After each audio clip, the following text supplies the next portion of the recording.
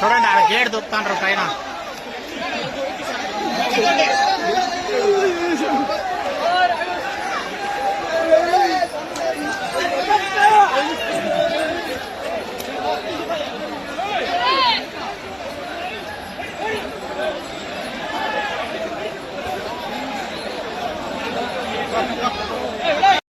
പ്രിയ കൂട്ടുകാരെ നമസ്കാരം. Puthuppally today live ന്യൂസിലേക്ക് സ്വാഗതം.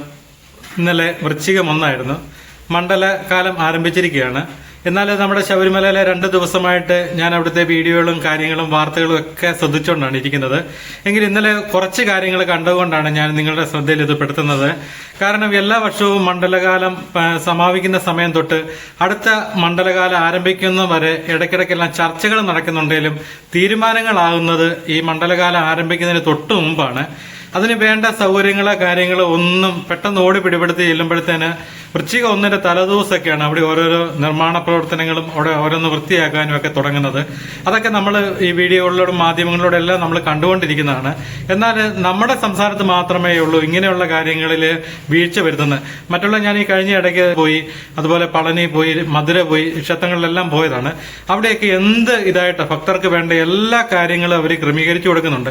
കാരണം അവിടെ വരുമാനം തന്നെയല്ല, ഭക്തർക്ക് വേണ്ട കാര്യങ്ങളിൽ മാത്രം അവർ ശ്രദ്ധ ചെലുത്തുന്നുണ്ട്. പക്ഷെ നമ്മുടെ ഇവിടെ അങ്ങനെയല്ല. ശബരിമലയിലെ വരുമാനം മാത്രമേ ലക്ഷ്യമുള്ളൂ. അവിടുത്തെ വികസന പ്രവർത്തനത്തോട് ആർക്കും താല്പര്യമില്ല. നമ്മുടെ പമ്പയിലൊക്കെ ചെന്ന് കഴിയുമ്പോൾ, ഞാൻ കഴിഞ്ഞ ശബരിമല സീസണിൽ പമ്പയിൽ ചെന്നാണ്, അവിടുത്തെ അവസ്ഥയൊക്കെ കണ്ടു കഴിഞ്ഞാൽ നമുക്ക് വളരെ സങ്കടം തോന്നും. കാരണം ജനങ്ങൾ അത്രമാത്രം ബുദ്ധിമുട്ടി ആണ് പമ്പയിൽ നിന്ന് കടന്നു പോകാൻ, ഗണപതി കോവിൽ നിന്ന് കടന്നു പോകാൻ വേണ്ടി എന്തുമാത്രം പാടുപെടുന്നുണ്ടെന്ന് പറയും. അതുപോലെ നമ്മുടെ മരക്കൂട്ടത്തൊക്കെ മരക്കൂട്ടം തൊട്ട് ക്യൂ ആയിട്ടുണ്ട്. അപ്പൊ ആ ക്യൂവിലൊക്കെ നിൽക്കുന്ന ആൾക്കാർ കുടിവെള്ളത്തിനായിട്ട് ബുദ്ധിമുട്ടുന്ന കാഴ്ച കണ്ടിട്ടുണ്ട്. ഞാൻ കഴിഞ്ഞ ദിവസം പളനിയിൽ ചെന്നപ്പോൾ ഞങ്ങളൊക്കെ അവിടെ ക്യൂ നിൽക്കുന്ന സമയത്തൊക്കെ എല്ലാ ക്യൂവിന്റെ സൈഡിൽ ആവശ്യക്കാർക്ക് എടുത്തു കുടിക്കാൻ പറ്റുന്ന ധാരാളം വെള്ളത്തിന്റെ ടാങ്കുകളെല്ലാം വെച്ചിട്ടുണ്ട്. ചൂടുവെള്ളം വേണം, തണുത്ത വെള്ളം, ഇതെല്ലാം അവർ ക്രമീകരിക്കുന്നുണ്ട്. അവർ ദർശനത്തിനായിട്ട് നമ്മുടെ നിന്ന് മേടിക്കുന്നത് 10 രൂപയുടെ ഒരു കൂപ്പണാണ് എടുക്കുന്നത്. എന്നാൽ ഈ ശബരിമലയ്ക്ക് പോകുന്ന ഒരു ഭക്തൻ എന്തുമാത്രം പണം ശബരിമലയിലേക്ക് അവിടുത്തെ ആവശ്യത്തിന് വേണ്ടി ചെലവഴിക്കുന്നുണ്ട്. പക്ഷെ അവർക്ക് വേണ്ട എന്തെങ്കിലും കാര്യം ഈ ദേവസ്വംകാരോ അതുപോലെ മന്ത്രിസഭയോ ചെയ്തു കൊടുക്കുന്നുണ്ട്. ഭക്തർ എന്നും ദുരിതത്തിൽ തന്നെയാണ്. അതുപോലെ നിലയ്ക്ക് തൊട്ടാണ് ഭക്തരുടെ ശരിക്കുള്ള ദുരിതങ്ങൾ ആരംഭിക്കുന്നത്. നിലയ്ക്ക് നമ്മളെ വാഹനമായിട്ട് ചെന്ന് കഴിഞ്ഞാൽ വലിയ വണ്ടികളെല്ലാം നിലയ്ക്കിലാണ് പാർക്കിങ്. വലിയ വാഹനങ്ങൾക്കെല്ലാം നിലയ്ക്കലാണ് പാർക്കിങ്. പമ്പയിൽ കൊണ്ട് ആളെ ഇറക്കിയിട്ട് നേരെ അവരെല്ലാം നിലയ്ക്ക് വന്ന് പാർക്ക് ചെയ്യണം. പണ്ട് കാലത്ത് ഞാൻ ടാക്സി ഓടിച്ചുകൊണ്ടിരുന്ന സമയത്ത്, ഞങ്ങളൊക്കെ ഇവിടുന്ന് പോകുന്ന സമയത്ത് വാഹനങ്ങളെല്ലാം മുഴുവൻ ത്രിവേണി, ഹിൽ ടോപ്പ് അടക്കം ഉള്ളിടത്തൊക്കെയായിരുന്നു വാഹനങ്ങൾ ഇട്ടുകൊണ്ടിരുന്നത്. എന്നാൽ ഞാൻ ഈ കഴിഞ്ഞ പ്രാവശ്യം പോയപ്പോൾ ത്രിവേണിയൊക്കെ കാട് പിടിച്ച് നശിച്ച് കിടക്കുന്ന ഒരു കാഴ്ചയാണ് കണ്ടത്. അതുപോലെ ഹിൽ ടോപ്പിലൊക്കെ എന്തുമാത്രം വാഹനങ്ങൾ ഇട്ടുകൊണ്ടിരുന്ന സ്ഥലങ്ങളാണ്. അവിടെ ഇതൊന്നും വാഹനങ്ങളൊന്നുമില്ല, ആൾക്കാരൊന്നും ചെല്ലാതെ വന്നപ്പോഴത്തേനും അവിടെ എല്ലാം കാട് പിടിച്ച് കിടക്കുന്ന കാഴ്ചയാണ് കണ്ടത്.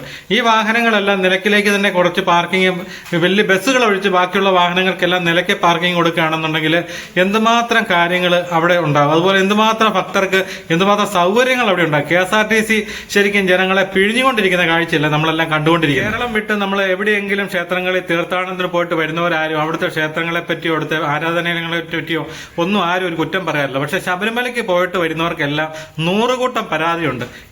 ഇവിടെ മാത്രമാണ് ഇങ്ങനെയുള്ള കാഴ്ചകളൊക്കെ നമ്മൾ കണ്ടുകൊണ്ടിരിക്കുന്നത്. ശബരിമല തീർത്ഥാടന കേന്ദ്രത്തെ സർക്കാർ കരുതുന്നത് ഒരു വരുമാന മാർഗമായിട്ട് മാത്രം കരുതുന്നതുകൊണ്ടാണ് ഇങ്ങനെയുള്ള കാര്യങ്ങൾ നടക്കുന്നത്. കഴിഞ്ഞ ഇടയ്ക്ക് നിങ്ങൾക്കറിയാം, പമ്പയിൽ നടന്ന അയ്യപ്പ സംഗമം ഏറെക്കുറെ 7-8 കോടി രൂപ മുടക്കിയാണ് ഈ അയ്യപ്പ സംഗമം നടത്തിയത്. അതിന്റെ പകുതി പൈസ മതി പമ്പയിലെ കാര്യങ്ങളെല്ലാം, പമ്പ തൊട്ട് സന്നിധാനം വരെയുള്ള ഭക്തരുടെ കാര്യങ്ങളെല്ലാം ഒന്ന് ക്രമീകരിക്കാൻ വേണ്ടി. ഇങ്ങനെ ദൂർത്ത് കളിക്കാനൊക്കെ സർക്കാരിന്റെ പണമുണ്ട്. എന്നാൽ ഭക്തരുടെ കാര്യത്തിൽ മാത്രം സർക്കാരിന് പണവുമില്ല, അവിടുത്തെ കാര്യത്തിനൊട്ട് താല്പര്യവുമില്ല. ദേവസ്വത്തിന്റെ ഭാരവാഹികളാണെന്നും പറഞ്ഞ് ഓഫീസിലിരുന്നാൽ മാത്രം പോരാ, പമ്പ തൊട്ട് സന്നിധാനം വരെ എന്താ നടക്കുന്നുള്ളത് ഇടയ്ക്കൊക്കെ വല്ലപ്പോഴും ഒക്കെ നിങ്ങൾ താഴോട്ട് ഇറങ്ങി ഇതൊക്കെ ഈ കാഴ്ചകളൊക്കെ ഒന്ന് കാണുക. ഭക്തർ നേരിടുന്ന ദുരിതങ്ങൾ, അതുപോലെ മരക്കൂട്ടം തൊട്ടുള്ള ക്യൂവിന്റെ അകത്ത് അവർ എന്തുമാത്രം ബുദ്ധിമുട്ടുന്ന കാര്യങ്ങളും എല്ലാം നിങ്ങളൊന്ന് കാണുക. ഇത് പമ്പയിലെ കാഴ്ചയാണ്. ഇന്നലെ നട തുറന്നപ്പം മുതൽ ജനസമുദ്രമായിട്ട് മാറിയിരിക്കുകയാണ് പമ്പ നദിയുടെ പരിസരങ്ങൾ. നമുക്കറിയാം, പമ്പയുടെ പാലത്തെ കൂടെയൊക്കെ ആൾക്കാർ ഒഴുകുന്ന കാഴ്ച ഇത് കണ്ടു. അതുപോലെ ജനങ്ങളെ തിങ്ങി നിറഞ്ഞ് ഇതിൻ്റെ അകത്തോടെ കുട്ടികളും ഒക്കെ ആയിട്ട് പ്രായമുള്ളവരും എല്ലാം പോകുമ്പോഴത്തേന് അവരെന്തുമാത്രം ബുദ്ധിമുട്ട് സഹിച്ചാൽ പോകുന്നതെന്നറിയാം. എത്രയോ നേരം ഇവിടെ തന്നെ ഒരു അരമണിക്കൂർ 3/4 മണിക്കൂറോളം നിന്നെങ്കിൽ മാത്രമേ ഇവിടുന്ന് തന്നെ പോകാൻ പറ്റത്തുള്ളൂ. ഇവിടെ നിങ്ങൾ നോക്കിയാൽ ഈ 2-3 വീഡിയോ കാണിക്കുന്നതിൻ്റെ അകത്ത് ദേവസ്വത്തിൻ്റെ ഉദ്യോഗസ്ഥരോ പോലീസ് ഉദ്യോഗസ്ഥരോ ആരെങ്കിലും ഇവിടുത്തെ തിരക്ക് നിയന്ത്രിക്കാനോ എന്തെങ്കിലും ഉണ്ടോ എന്ന് നോക്കി. നമ്മൾ പലയിടത്തും വായിച്ചിട്ടുണ്ട്, തിക്കും തിരക്കിലൊക്കെ ഒരുപാട് അപകടങ്ങളൊക്കെ നടന്നിട്ടുള്ളതായിട്ട് കണ്ടിട്ടുണ്ട്. കണ്ടോ, ഇതൊക്കെ തിരക്ക് നിയന്ത്രിക്കാനും അവരെ വേണ്ട രീതിയിലൊന്ന് കടത്തിവിടാനും ആരും അവിടെ ഇല്ല. ഏകദേശം 1.5-2 ലക്ഷം പേരോളമാണ് ഒരു ദിവസം ശബരിമലയിലേക്ക് എത്തുന്നത്. ഇതുണ്ട്, മരക്കൂട്ടത്തെ കാഴ്ചയാണ്. ഇവിടെയൊക്കെ ആൾക്കാർ ഇവിടുത്തെ വേലിയെല്ലാം ചാടുകയാണ്. ഇതിൻ്റെ അകത്ത് തിക്കും തിരക്കിലൊക്കെ പെട്ടിട്ട് അവിടുന്ന് എങ്ങനെയെങ്കിലും ഒന്ന് വെളിയിൽ കിടന്നാൽ മതി എന്ന് പറഞ്ഞാൽ ആൾക്കാർ ചാടുന്ന കാഴ്ച. കുട്ടികളും പ്രായമുള്ളവരൊക്കെ ആയിട്ട് വരുന്നവർക്ക് പ്രത്യേക ക്യൂ ഉണ്ടെന്നൊക്കെ പറച്ചിൽ മാത്രമേ ഉള്ളൂ. ഇവിടെ ചെന്ന് കഴിയുമ്പോൾ തന്നെ ഏറ്റവും കൂടുതൽ ബുദ്ധിമുട്ട് അനുഭവിക്കുന്നത് അവരാണ്.